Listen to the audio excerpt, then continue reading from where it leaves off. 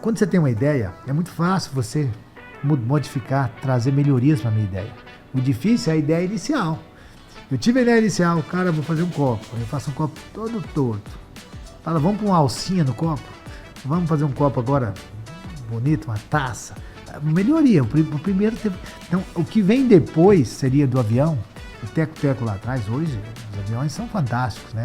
E às vezes a gente não precisa enxergar a estrada inteira. Não precisa. Mas se eu caminhar os 20 metros, tá tudo escuro ainda. Mas agora eu vejo mais 20. Eu vejo mais 20. Isso é fantástico, né? Quando você vai um pouquinho mais. Exemplo de desafios que tiveram aí no meio da jornada. Trabalhar com filhos. Hoje eu tenho uma filha que é advogada, que ela já tem o escritório, tá chegando no 5º ano dela. Aliás, fez lá com a gente, lá, a România, ela estava começando o projeto com a gente. Porque o filho, mas eu sou seu filho. E mais, mesmo se ele falar que não é meu filho, quando ele tiver sucesso, o outro vai dizer, é filha dele. Lógico que ele fez algo, sabe? E trabalhar com filho é isso, porque ele acha que ele precisa de privilégios, e eu sei que se eu der privilégio, eu vou atrapalhar, porque não foi privilégio que me fez chegar aqui. Foi enfrentar cada desafio. Uma coisa é dar apoio no desafio e para todo mundo. Então, trabalhar com filhos sempre foi um desafio. Assim, que eu preciso que eles sigam o caminho, que eles entendam que eles serem meus filhos não vai fazer que a vida está pronta para eles. Isso não muda nada ser filho do Roberto Carlos. O que vai mudar é o que eles irão fazer. Talvez o filho do Roberto Carlos vai ter acesso a algumas coisas. Isso vai mudar? Não, talvez vai atrapalhar. Vai ter uma roupa bonita. Eu não sei o que ele vai fazer com a roupa bonita. Talvez vai ter um dinheiro no bolso. Não sei o que ele vai fazer com esse dinheiro. Talvez de ir para aula, vai para o boteco. Eu não sei o que ele vai ter um carro. Eu não sei o que ele vai fazer com esse carro. Sabe? Se ele está usando para trabalhar, se ele está usando só para farrear. Então, esse desafio é muito fantástico. E das pessoas, né? Então, eu falo com meus filhos. Vocês têm que ser diferencial. E por vocês. Esquece que são meus filhos nesse momento. Aqui não tem filho do Roberto Carlos. Existe alguém que tem um sonho de chegar em algum lugar. Então, isso foi desafiador. O segundo é a gente se desafiar, né? A gente não é perfeito. Eu estou nessa caminhada de empreendedorismo e eu aprendo todos os dias. Todos os dias eu vou lapidando. Até eu entender que quando chega a perfeição, pode morrer, como diz o outro. Né? Tá perfeito, morre, não tem mais o que fazer. Eu acho que eu aprendi isso com você. Provavelmente foi com você esse negócio. Porque você está perfeito, o que você está fazendo aqui? Quando você tem uma ideia, é muito fácil você modificar, trazer melhorias para a minha ideia. O difícil é a ideia inicial. Eu tive a ideia inicial, cara, vou fazer um copo. Eu faço um copo todo torto. Fala, vamos pôr uma alcinha no copo? Vamos fazer um copo agora bonito, uma taça. Melhoria, o primeiro teve... Então, o que vem depois seria do avião. O teco-teco lá atrás, hoje, os aviões são fantásticos, né? E às vezes a gente não precisa enxergar a estrada inteira. Não precisa. Mas se eu caminhar os 20 metros, tá tudo escuro ainda. Mas agora eu vejo mais 20. Eu vejo mais 20. Isso é fantástico, né? Quando você vai um pouquinho mais. No escritório eu falo assim que eu sei onde eu queria chegar. Eu tinha noção de alguns problemas. Tinha alguns lugares que tinham uns buracos, assim, quando fez um buraco. Não sei como é que eu faço. Eu tinha que descer todo aquele buraco, né? Passar e chegar do outro lado. Cara, como é que eu vou fazer para superar esse buraco? E quando você vai chegando, que você chega no buraco, você passa, que você está do outro lado, você começa a descobrir, não, dá para pegar uma ponte aqui, vamos fazer isso, fazer aquilo.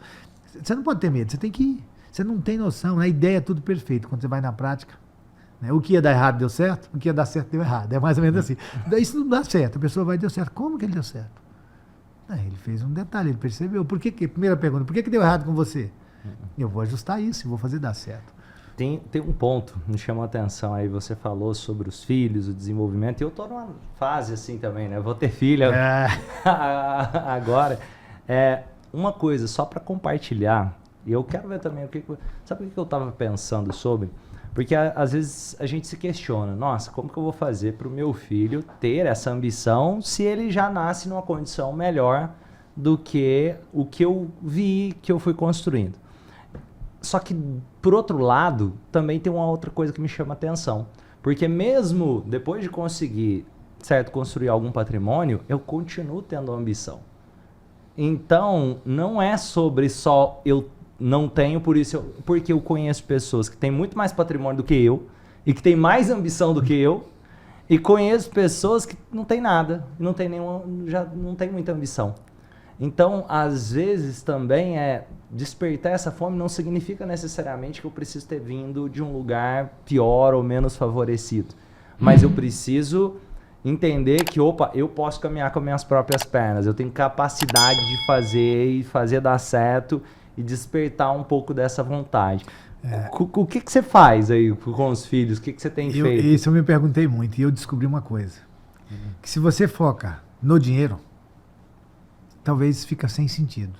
Se você foca no propósito. O Romani não ganhou dinheiro porque ele queria ganhar dinheiro. Talvez você quisesse, mas você não é ganhar dinheiro por ganhar dinheiro. O dinheiro na sua vida foi consequência de algo que você fez na vida das pessoas. Se você desperta no seu filho que aquilo que você faz, o que ele está fazendo para os outros, o que ele pode contribuir, o dinheiro vai continuar vindo até muito mais, porque ele já tem a estrada pavimentada. Aí sim, né? Eu sempre falo assim, existe a diferença de você criar um herdeiro e criar um sucessor. Muito bom. O herdeiro, ele só quer pegar o que o pai fez e queimar, até a vidona dele. Que o pai é bobo, fica aí, vou pegar esse dinheiro, eu ia passear. O sucessor, não, ele vai dar continuidade num projeto que ele se apaixona pelo mesmo projeto. E com melhorias. Imagina o celular, Romani, lá em 90, tijolão. Ou o que seja, quem sabe, pode ser até um outro projeto, mas eu acho Sim, que ele tem que se apaixonar por alguma coisa. Porque o dinheiro vem, ele vai investir naquela paixão dele. E ele vai continuar um homem de sucesso. Porque é chato você... Imagino que o filho que não... A gente vê que tem uma pesquisa dizendo que nos países muito desenvolvidos, o índice de suicídio é muito alto, que as pessoas não têm mais sonho, tem tudo. O filho nasceu com tudo. Nasceu com tudo de dinheiro, mas com tudo de projeto, dele se apaixonar por continuar fazendo o projeto, dele saber quantas pessoas aquele projeto que o pai dele fez está ajudando. Tinha um colega de faculdade que quando os pais faleceram em São Paulo, eles tinham uma transportadora, acho que mais de 300 caminhões. Fechou a transportadora, porque aquele monte de empregado, não sei o que, vende esse caminhão, vamos pegar esse dinheiro para viver de juros. Mas perdeu o sentido na vida dele, ficaram pessoas vazias, deprimidas, alguns anos, perdi até contato, nem sei o que está acontecendo. Eu sei que alguns entraram até por caminho de drogas, essas coisas, porque não tinha propósito na vida. Agora imagine se eles entendessem que ali 500 caminhões, eles estão empregando no mínimo 500 pais de família, né, para dirigir esses caminhões, e além disso tem outros, tem os mecânicos, tem não sei o quê. E isso é tão poderoso. Lembra que nós falamos ali dos bilionários, um exemplo? Cara, o Jeff Bezos estava vendo, a Amazon tem 1,5 milhão de colaboradores. Olha que loucura que é isso. Imagina, mais gente que... Quantas vezes Patos de Minas? 10, mais de 10, quase 10 vezes o tamanho de Patos de Minas. Eu tô falando assim, ou seja... Mais que Uberlândia. Isso é de colaborador. E para ter esse número de colaborador, quantas pessoas indiretamente são impactadas? Sim, porque tem só do cara que faz uniforme para esse... Não, é tudo. Quem abastece o carro desse pessoal, pessoal de energia, pessoal da água. É um ecossistema, isso transforma o mundo. E eu acho que quando você apaixona pelo problema, acho que a chance de você se dar mal na vida é muito difícil. Não importa o problema. Eu apaixonei pela educação. Tem professores extraordinários no mundo aí. Apaixonaram pelo quê? Pela educação, pelo problema. Não aguento ver gente que não tem educação. Tem advogados extraordinários, juízes extraordinários, né? Mentores de negócios, autores de livros, escritores, atores, atrizes, extraordinários, porque apaixonou pelo problema. Acho que quando você apaixona pelo problema, não no sentido de querer ter o problema, de você solucionar aquele problema. Eu quero fazer melhor, eu quero tirar esse problema. Né? Não sei se a palavra seria apaixonar pelo problema. Mas eu acho que é apaixonar pelo problema pela solução mesmo. Do problema, né? Vamos lá. Eu apaixono pelo problema, porque eu acho que é melhor apaixonar pelo problema que pela solução, sabia? Nesse ponto. Por quê? Se eu apaixono pela solução, eu posso entender que é só aquela solução. Eu tenho que apaixonar. Beleza, tem esse problema, eu quero resolver ele. Não estou dizendo que é apaixonar só ficar falando de problema. Com ele perto de mim, não é isso. Eu estou focado em solucionar, mas não necessariamente uma única solução. Se essa não der certo, eu tenho esse problema, deixa eu resolver ele de outro jeito. Mas eu sou apaixonado pelas possibilidades de solucionar esse problema. Romani, lá no escritório nós criamos o sistema de double check. Então tudo que alguém faz, alguém vai conferir. Mas por que isso? Porque eu sei que o problema vai existir. É certeza que ele vai existir. Aí eu tenho até um quadro no escritório. O problema não é ter problema. O problema é não solucionar o problema, repete, mas é necessário, antes que ele traga danos. ou antes que o dano seja irremediável. Talvez traga algum dano. Então, gente, como é que eu vou remediar o problema? Então, tudo tem prazo no direito. Né? Quando eu digo tudo, lógico, tem coisas que não precisa de eu validar, porque não vai trazer consequências para o escritório. Mas aquilo que vai trazer consequências, quando eu faço, vai para o revisor. Para saber se... Lembra do caso do advogado que fez e o negócio não chegou onde devia chegar? Hoje tem um revisor. Eu fiz correto? Fiz. Entregou correto para o lugar certo? Que já aconteceu também de entregar. Era para o juiz A, entregou no juiz B. E aí? Não entregou.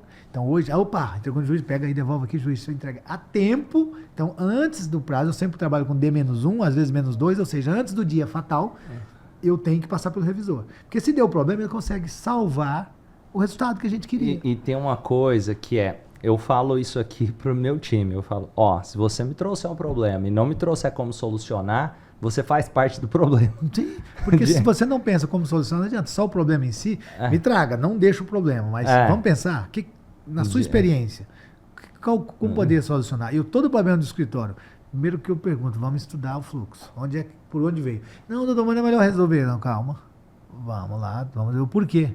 Se você vai no porquê e resolve a causa, não vai ter esse problema depois com a mesma intensidade. Beleza, eu vou lá, vou corrigir esse negócio lá do relatório e mandar. Não, por que aconteceu? Para não acontecer de novo e de novo.